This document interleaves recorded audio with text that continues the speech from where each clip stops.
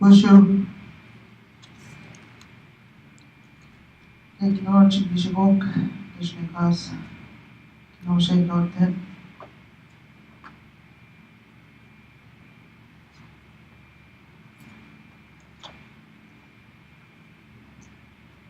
Hello everyone, my name is Sharon.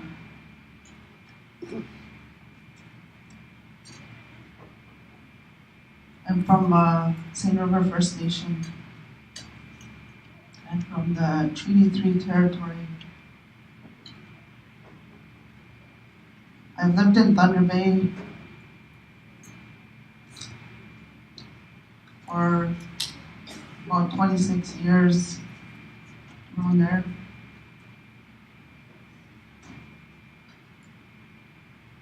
I still live in town,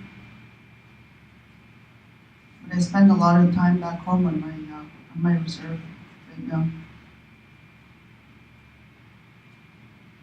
I want to say miigwech and thank you to the families that contacted me in the last week, and to Connie for relaying that message for the families. I'm honored to be here, to be invited to speak and share my story, my little sister's story.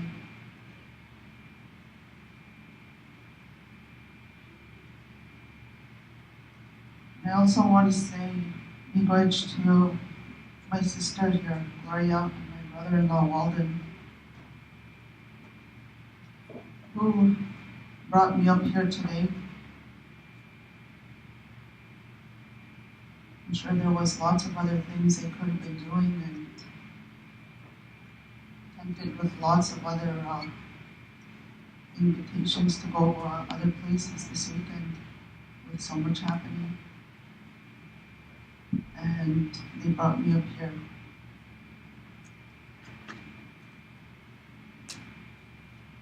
They've been helping me a lot with so much since I started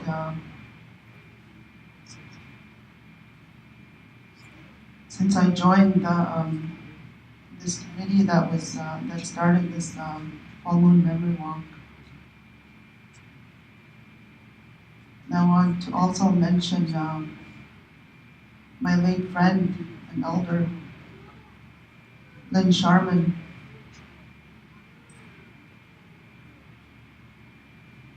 When my little sister was murdered in 1992, Sandra K. Johnson, Sandra was 18 when somebody picked her up and took her to the east end of the city here.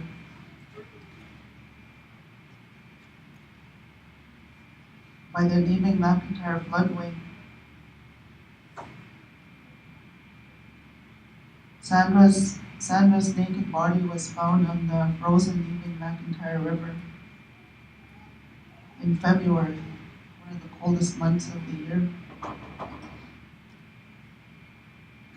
One.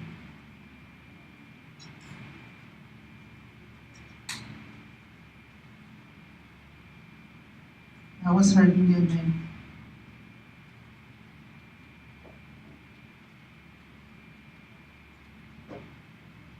Lynn Sharman was already doing this work in the city when my sister was murdered. and her name was always in the paper.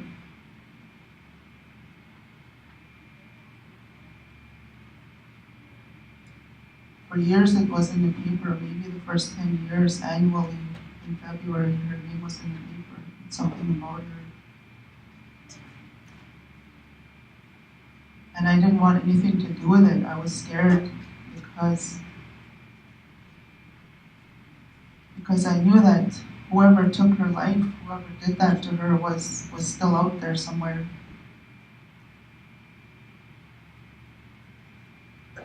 And I didn't want to be seen. I didn't want anybody to know that I was her sister.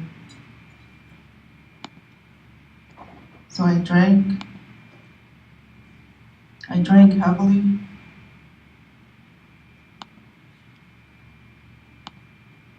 For about the first year, I drank because I wanted to forget. I drank because it hurt so much to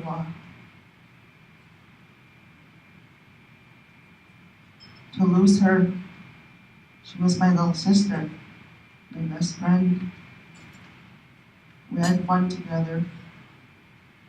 We joked and we played and we listened to music together.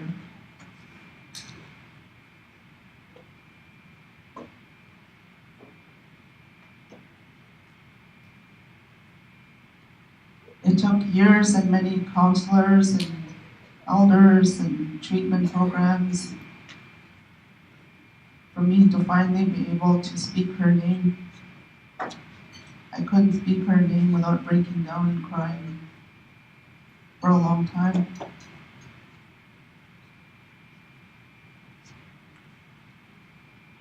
It still happens. As long as it's been, it still happens.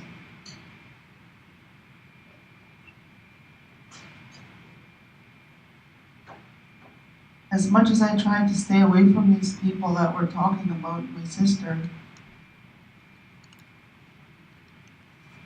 they're holding rallies and protests in front of the courthouse and the police station. I just never wanted to be a part of it. Until I met Lynn Sharman again at the Friendship Center here in town. I went and introduced myself to her, and she took me aside right away. And we started talking about doing a memorial walk.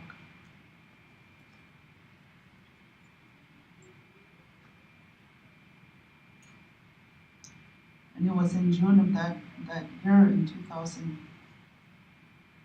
2005, when we sat down and talked about doing a memorial walk. And this year, on the yellow side of the flag, in Ojibwe, that means the women that left to the spirit world. And on that side, the full moon memory walk is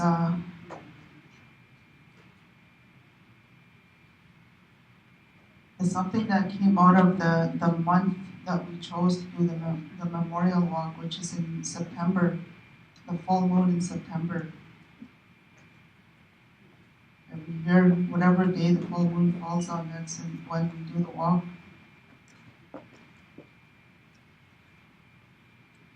We also do another one in February on Valentine's Day, and that one was just the 7th annual.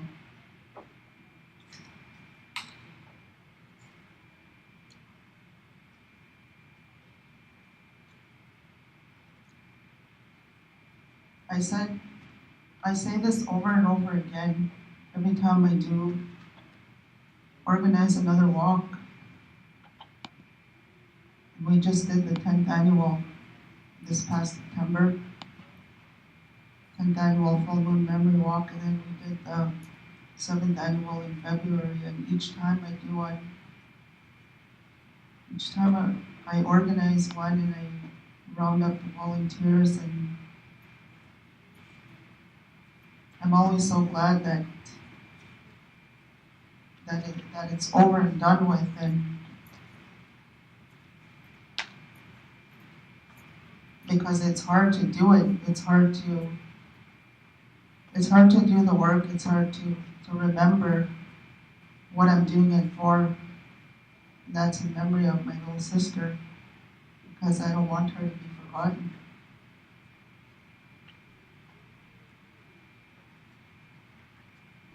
And also all the other women the families that come forward with their stories.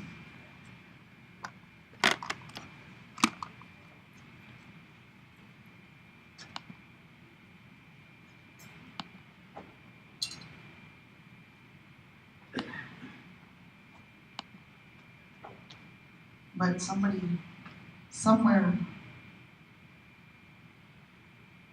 inside of me, I know that I have to do it again.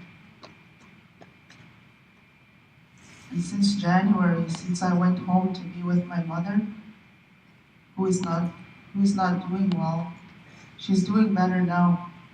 But she was diagnosed with an illness in January of this year. And I've been spending a lot of time there. And since I've been there, I've been invited 4 times to leave my reserve and to go participate or go speak somewhere, or just go bring my voice, I guess. Because it's all I know how to do.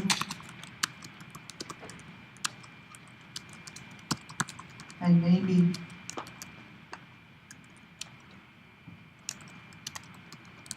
I'd like to think, that my little sister, she still walks with me.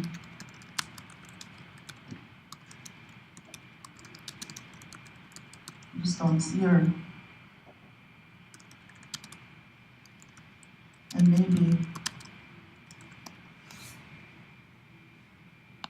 maybe she gave me that strength, and she gives me that strength to continue to share her story, to share mine, to share my family's.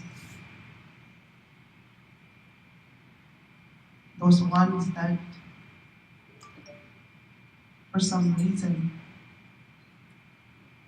they can't find it in themselves to speak their sister stories, their mothers. Like myself, during the time when I drank so much, I wanted to forget.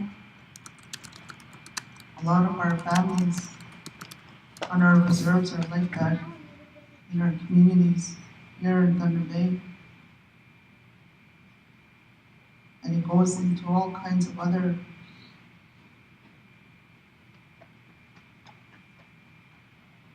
to the addictions.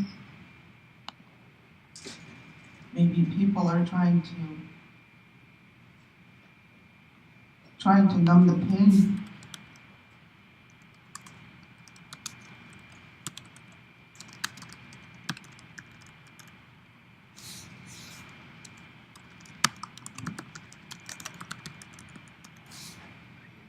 I wish I could have brought a picture of her, but we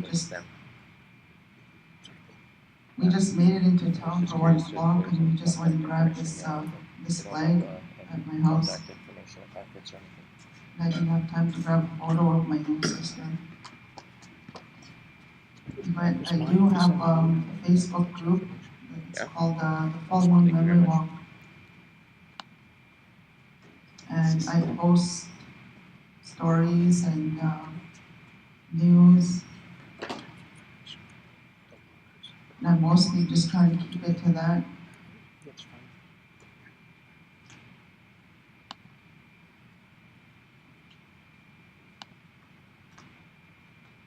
I want to say miigwech to all the families here that